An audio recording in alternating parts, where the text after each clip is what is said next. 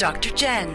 Joining us once again is Dr. Jenn Mann, licensed marriage, family, and child therapist and sports psychology consultant. She was a 5-year national team member in rhythmic gymnastics and does sports psychology for USA Gymnastics. It's Dr. Jenn. Hello. Hi. Oh.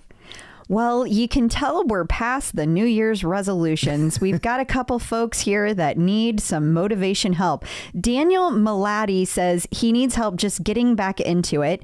And Stephanie Ann says she's struggling big time with motivation lately. She says she doesn't know if it's this never-ending pandemic and a bunch of frustrating injuries, or if it's working like a maniac, but by the time she gets home, she's eating dinner at 9:30 p.m. and then beating herself up for not working out. Ugh, been there. Oh, it's terrible. Yeah. Help. Well, I think there are a few things. I mean, first of all, one thing that really jumps out at me is that I have a feeling that Stephanie may be having expectations of herself and poor scheduling that make it impossible to meet her goals. Okay. That if you're coming home that late and you're having dinner late, the last thing you feel like doing at 9:30 if you're just finishing dinner is get on the bike. Like, that's just not going to happen. And to even expect that of yourself is not fair.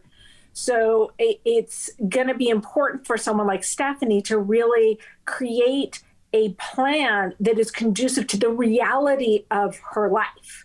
And notice I say the reality of her life, not what she wishes her life was, not what she hopes it would be, not what's in her dreams, but actually, okay, well, if I'm not getting home from, I get home from work and then I'm starving, so I need to eat, and it takes a while to prepare dinner, and then I'm not done till 9:30. Well, then that's not a good time for you to expect yourself to get on the tread and run. I mean, nobody wants to work out on a full stomach. No. You can do a Shavasana yoga class on a full stomach, but anything more than that, not so much. But I think that what she needs to do is to look at, okay, at lunchtime, do I have a break where I could put on sneakers and go for a walk? Is that realistic to get in a 20-minute or 30-minute walk, even if it's not the 60-minute run or the boot camp class that you hoped you'd be doing, and then maybe save some of the harder workouts for the weekend. And maybe the goal isn't to do it every day. If you want to get your check mark, then maybe you do your Shavasana yoga class so you can get your check mark, but you save your harder workouts for the weekend and do kind of more maintenance-oriented stuff like a walk, like a chair yoga class at the office, like things that you can do during breaks at work, that makes more sense. And I think that in terms of, what was the name of the first person who? Daniel Malati. Daniel's lost his motivation. Look, you hear the instructors, and Robin in particular, talk about what's the why? What is the motivation? And I think that it's time for Daniel to reevaluate his why, because clearly his why is not motivating him anymore. And I think a lot of people get stuck on a why of that they want to look a certain way or weigh a certain number. And to me, that is always a mistake.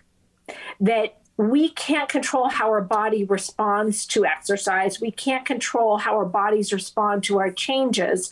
But what we can control is what we do and what the process is. So making goals that are process-oriented instead of end result-oriented can be very helpful. And also, you've heard me talk a lot about one of my whys is I want to live a really long time. I want to be able to dance at my grandchildren's wedding. And that when I start to feel like, oh, I don't know, I'm really tired, I go, okay, well, longevity. Okay, let's start.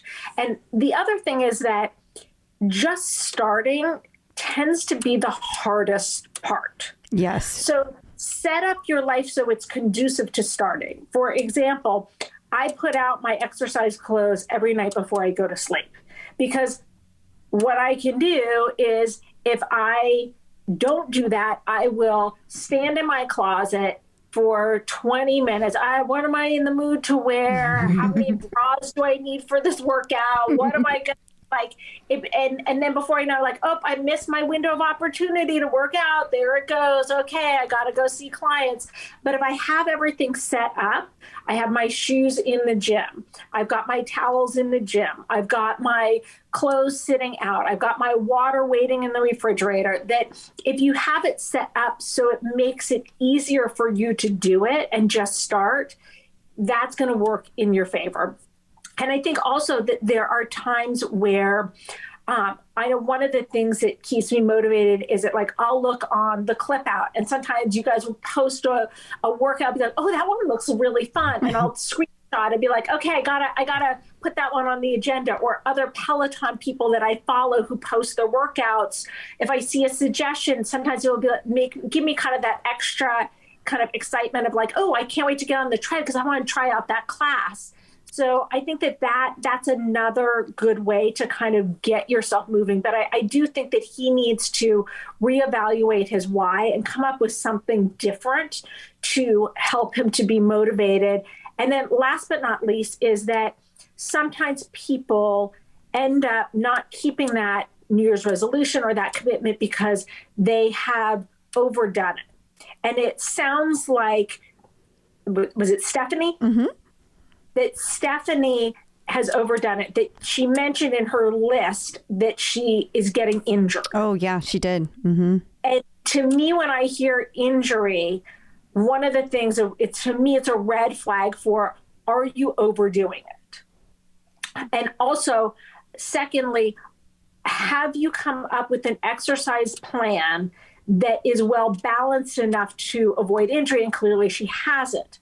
So the other thing I would recommend to Stephanie is to do a consultation with someone who is certified in personal training, like you, Crystal, and to find out what should she be doing. For example, I know for myself, if I want to avoid, I have a hip injury. If I want to avoid being in pain, the best thing I can do is Hannah Corbin's foam roll. Her glutes foam roll is like the thing for me. And then afterwards, a stretch. And I love Chelsea's 5-minute pigeon class is one of my absolute favorites.